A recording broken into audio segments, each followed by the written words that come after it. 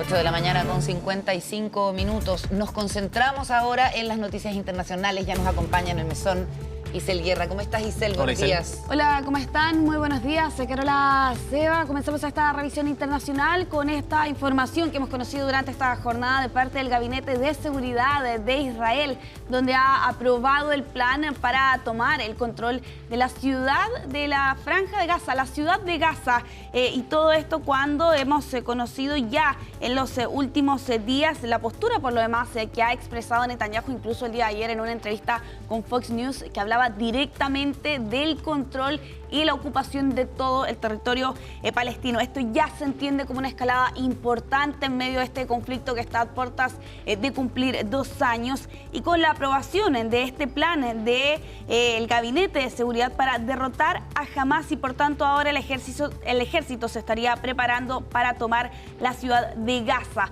Ojo también aquí porque al menos a priori, Carola Seba, lo que se entiende es el control de esta ciudad de 1 millón de habitantes aproximadamente. No se ha hablado explícitamente del control de todo el territorio palestino, pese a que anteriormente Netanyahu ha asegurado que ese sin duda es el objetivo, porque en rigor lo que se ha aprobado, al menos hasta este momento, es un plan dirigido a la ciudad. Eso no descarta que eventualmente también podría expandirse a otras zonas, todo esto con una división dentro del propio gabinete, que ha dejado en claro, incluso no ha sido unánime, y de hecho lo que se plantea de parte del jefe de las fuerzas de defensa de Israel es que precisamente un plan de estas características es un riesgo también para los soldados israelíes y también específicamente para los rehenes. De hecho, las familias de los rehenes se han mostrado bastante en contra en las horas posteriores a conocerse esta decisión. Bueno, es súper relevante lo que tú dices, porque hay división al interior del gabinete, hay división al interior de Israel, de la opinión pública israelí, y hay también rechazo de los aliados históricos de Israel. Además, que se estima que estas operaciones, Isel, podrían tomar meses. Sí. Y habría que llamar por parte del ejército de Israel a miles de reservistas después de que han servido muchísimas veces para apoyar la evacuación de todas las personas a las que se ha ido desplazando, ¿cierto? Y lo otro que es muy, muy simbólico y que da cuenta de la delicada que es la situación, es que Alemania ha informado que Alemania, en lo que tiene que ver con Israel, habitualmente se omite, ¿cierto? Por razones históricas, evidentes. Sí. Mantiene mucha distancia y son sus socios de la Unión Europea los que de alguna manera toman el protagonismo. Pero Alemania ha informado que va a detener su venta de armas a Israel, que podrían ser utilizadas precisamente en esta nueva ofensiva, en esta nueva estrategia bélica de Israel contra Gaza. Sí, y que, ojo, podría extenderse por varios meses. Se habla de al menos 5 meses, con una fecha simbólica por lo demás, el próximo 7 de octubre. Ese sería aparentemente el límite para evacuar a la ciudad de Gaza, que les mencionaba tiene 1 millón de habitantes. Eso es básicamente la mitad del territorio palestino concentrado en estas zonas. Y claro, aquí lo que se habla es que es precisamente este territorio, excluyendo los campamentos que están en los alrededores, y claro, con varias críticas que ha enfrentado este plan durante los días anteriores y particularmente durante esta jornada, porque además, dentro de lo que se ha conocido de parte de fuentes consultadas por CNN, es que una de las opciones que se considera para evacuar a la población es no entregar ayuda humanitaria en esta ciudad, para forzar a la población a que se retiren a otras zonas, con lo que además significaría un desplazamiento forzado y masivo de cientos de miles de personas. Según la BBC, entrevistando a palestinos en Gaza, dicen, bueno, que liberen todo su armamento, nosotros no nos vamos a mover, como en señal de resistencia. Y en Israel, las familias de los rehenes que siguen en poder de Israel, algunos de ellos dicen que el gobierno israelí los está llevando hacia una catástrofe colosal con esta decisión. Sí, la verdad es que la reacción de las familias ha sido bastante categórica en estas últimas horas. Hablan de que este plan es una catástrofe, que Netanyahu incluso prefiere ver a los rehenes muertos antes de llevar a cabo mayores acciones. Esas declaraciones las pronunciaba durante esta jornada el padre de uno de los rehenes que permanece bajo el cautiverio de Hamás.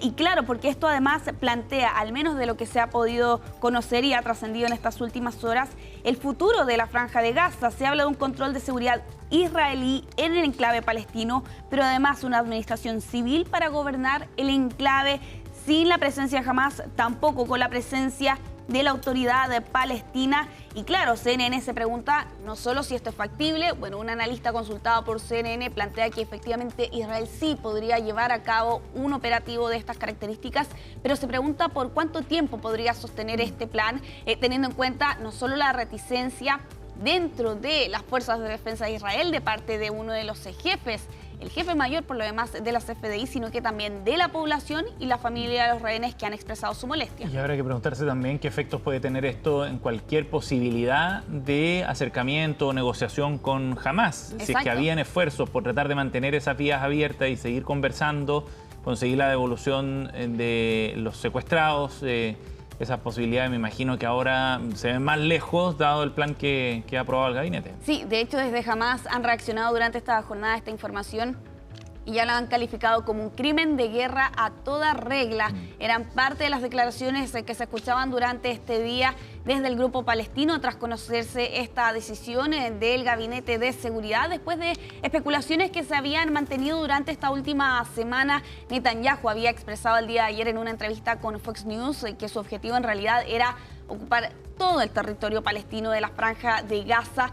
No queda del todo claro qué ha cambiado en estas últimas horas y finalmente qué es lo que lleva a que se tome esta decisión de manera parcial, pero no por ello menos importante y sobre todo bajo los cuestionamientos que ha enfrentado Israel, particularmente en estas últimas horas de aliados de diferentes naciones occidentales y por cierto también la condena internacional a esta decisión que deberíamos ver ya debería entrar en vigor en las próximas semanas con esta fecha límite, ¿no? Del 7 de octubre para evacuar precisamente a 1 millón de habitantes que residen en esta zona en medio de una grave crisis humanitaria con denuncias de hambruna en diferentes puntos del enclave palestino y también las muertes, ¿no? Que ya han superado las 60.000 en lo que va de este conflicto. Claro, y cuesta creer en el compromiso que dice Israel de que la ayuda humanitaria seguirá llegando, porque claro, en las actuales condiciones la ayuda humanitaria ha sido muy difícil de que llegue, con mucho control militar, con muertes de personas cuando han ido a buscar precisamente eso.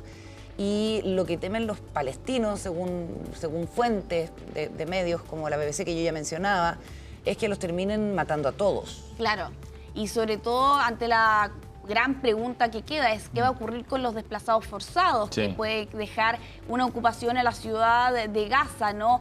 Teniendo en cuenta que muchas familias han sido trasladadas forzadamente en más de alguna oportunidad, agravando además. Durante esta semana se conocían registros aéreos de cuál es la situación en el enclave palestino y la verdad es que la devastación es total. Estamos hablando de un territorio de 365 kilómetros cuadrados prácticamente erradicado del mapa, con apenas algunas edificaciones que aún continúan en pie y lamentablemente, ¿no?, con la crisis que están atravesando los habitantes de esta zona de Medio Oriente. Oye, de nuevo, hay que esperar qué dice Donald Trump de Estados Unidos. Úrsula von der Leyen de la Unión Europea ha dicho que es urgente que Israel reconsidere esta decisión y ya se están escribiendo análisis y columnas, sí, sobre lo que ha hecho Alemania, ¿cierto? Que es un aliado histórico de Israel, su principal proveedor de armamento, exacto, un aliado histórico por la responsabilidad en, claro, el holocausto, etcétera.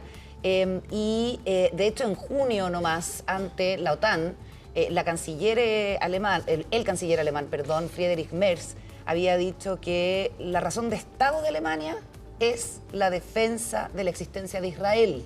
Y eso ha cambiado, digamos, sustantivamente en, sí, un mes, un poquito más después de esta decisión. Y es importante lo que puede decir Donald Trump, que no sé si se ha pronunciado a esta hora. Obviamente las noticias de Europa han llegado sí, por la diferencia horaria, pero también va a ser muy importante. Totalmente, sí, teniendo en cuenta los esfuerzos que ha abogado Estados Unidos recientemente para poder conseguir un plan o un acuerdo en rigor que permita un cese a las hostilidades, pero que en realidad ha quedado en nada pese a los repetidos esfuerzos. Es una noticia en desarrollo, la vamos a estar actualizando durante toda esta mañana, por cierto, también con las reacciones internacionales ante esta información que se confirma finalmente durante esta jornada tras esta reunión del Gabinete de Seguridad allí de Israel. Pero vamos a avanzar en esta revisión Vamos a continuar en nuestra región, particularmente en la frontera entre Colombia y Perú. Ya hemos hablado, ¿no?, de la tensión en esta zona raíz de una isla que está justo a la mitad del río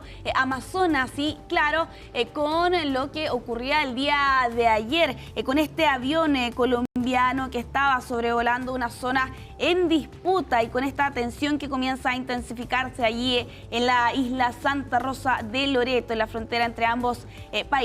De hecho, la imagen que estaban viendo ustedes allí es precisamente ese avión militar que fue avistado el día de ayer y que permaneció en el espacio aéreo peruano, según la denuncia, por unos 30 minutos a eso de las 4 de la tarde hora local el día de ayer, para posteriormente este avión regresar hasta Leticia, que es esta ciudad perteneciente a Colombia. No solo detrás de la presencia de este avión colombiano ha aumentado la tensión, sino que también por declaraciones de Gustavo Petro, ¿no?, el presidente colombiano, que acusa a Perú de anexionarse unilateralmente este territorio tras la aprobación de una ley que convertía precisamente esta zona en un distrito peruano y que por tanto, acusa aquí Gustavo Petro, se infringe todos los tratados fronterizos vigentes. La postura de Colombia aboga que esta isla en realidad surgió después de los tratados que fueron firmados en la década de los 20 y que por tanto la soberanía debería definirse mediante acuerdos binacionales. Bueno, la postura de Perú es totalmente contraria, ¿no? Acusan a que esta isla fue asignada conforme a esos tratados, no solo de 1922, sino que también de 1934. Y claro, con varias acciones que hemos visto en estos últimos días. En el caso de Perú, por ejemplo, con la visita del jefe de gabinete del gobierno peruano, así como también de otros ministros que llegaron precisamente a esta isla durante esta semana para conversar con la población de esta zona, lo que evidentemente se entiende como un mensaje simbólico de parte del gobierno peruano, en medio también de este aumento de las tensiones, Carola Seba, lo que han sido días convulsos por lo demás entre estos dos gobiernos que tienen malas relaciones ya desde hace varios años. Gracias, Isel. Nos vemos más adelante. Nos vemos. Que estén bien.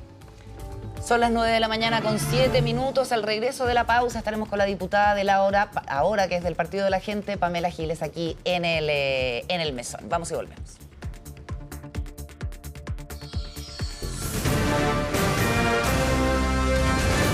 Hacemos una pausa y ya regresamos con CNN Chile Radio, AM.